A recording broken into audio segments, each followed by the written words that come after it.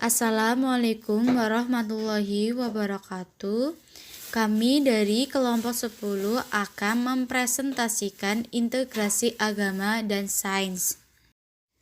Disusun oleh kelompok 10, yaitu pertama Diva Mutiara Jayanti, NIM 2017303074, 2. Marfu'ah Latifatul Zahra, NIM 2017303078, 3. Ahmad Agis Munawir, NIM 2017303097. Materi pertama, konsep agama dan sains dalam praktik kehidupan umat.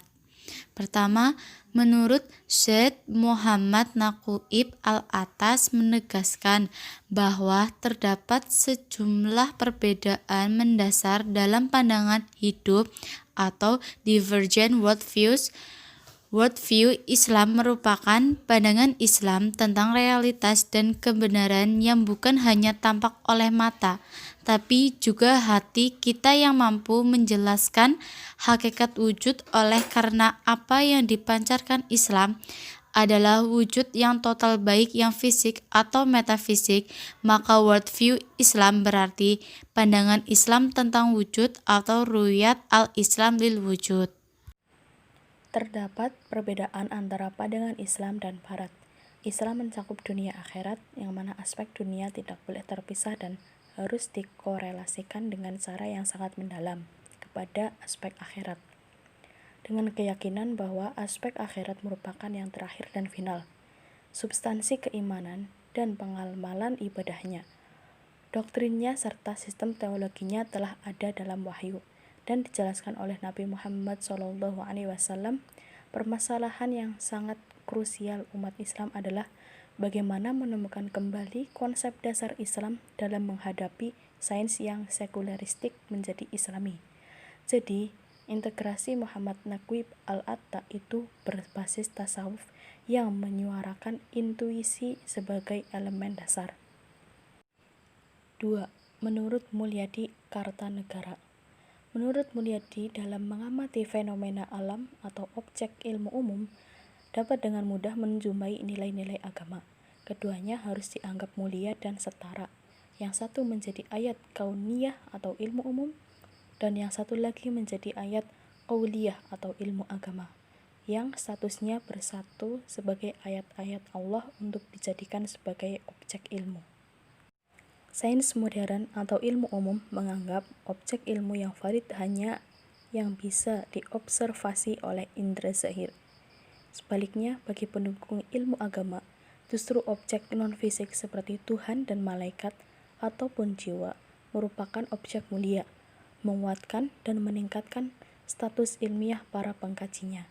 Jadi, menurut Mulyadi Kartanegara merujuk pada tradisi sains Islam klasik yang bernuansa filosofi. Ibnu Sina dan Al-Farabi untuk membagi yang ada atau majudat ke dalam 3 kategori.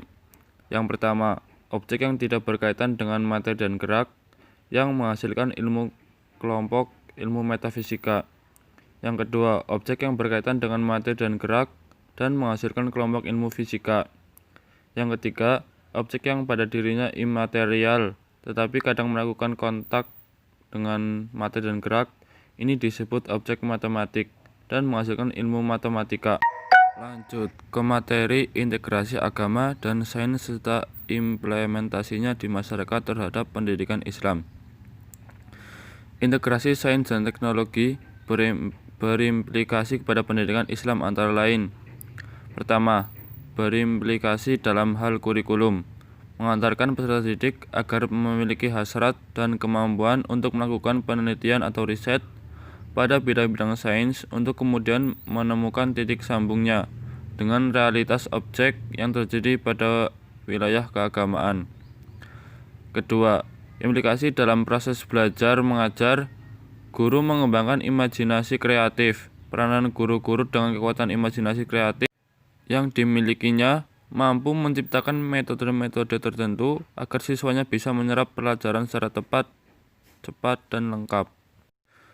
Dan yang ketiga, implikasi dalam aspek pendidikan sosial keagamaan. Dengan paradigma integratif, para peserta didik akan diajak untuk berpikir holistik dan tidak parsial dalam menghayati majemuknya keyakinan dan keberagaman sehingga menumbuhkan sikap saling menghormati dan menghargai perbedaan sebuah keyakinan dalam beragama.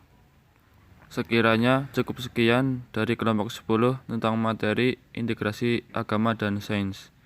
Apabila ada kesalahan, kami mohon maaf. Wassalamualaikum warahmatullahi wabarakatuh.